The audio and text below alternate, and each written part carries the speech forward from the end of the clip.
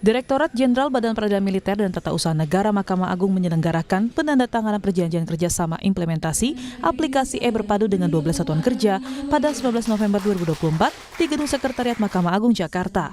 Langkah ini sebagai upaya untuk melaksanakan proses penyelesaian perkara pidana dan perkara konektivitas secara elektronik di lingkungan peradilan militer.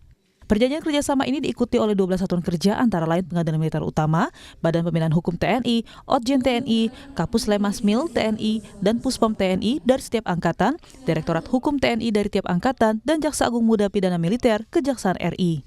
Penandatanganan perjanjian kerjasama ini disaksikan langsung oleh Direktur Jenderal Badan Peradilan Militer dan Tata Usaha Negara Marsma TNI Yuwono Agung Nugroho. Yuwono menyampaikan perjanjian kerjasama ini merupakan tindak lanjut dari nota kesepahaman e-Berpadu yang telah ditandatangani Ketua Mahkamah Agung terdahulu M. Syarifuddin dengan Panglima TNI Yudo Margono pada 6 November 2023 di atas kapal KRI Rajiman Widyodiningrat.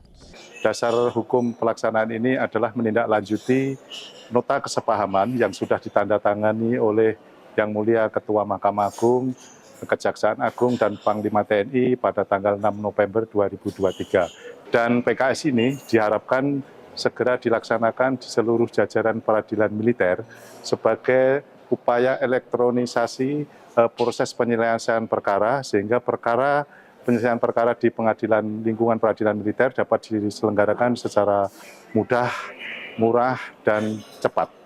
Dengan aplikasi e-Berpadu, diharapkan juga terjadi sinkronisasi dan harmonisasi pelaksanaan tugas aparat penegak hukum di seluruh lingkungan jajaran TNI, khususnya pelanggaran pidana yang masuk ke pengadilan militer. Dengan adanya perjanjian kerjasama ini diharapkan seluruh jajaran peradilan militer melaksanakan upaya elektronisasi dalam proses penyelesaian perkara dengan menggunakan aplikasi e-Berpadu.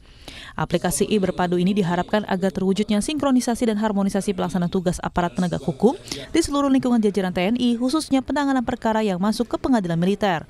Sehingga penanganan perkara di lingkungan peradilan militer dapat diselenggarakan secara mudah, murah, dan cepat.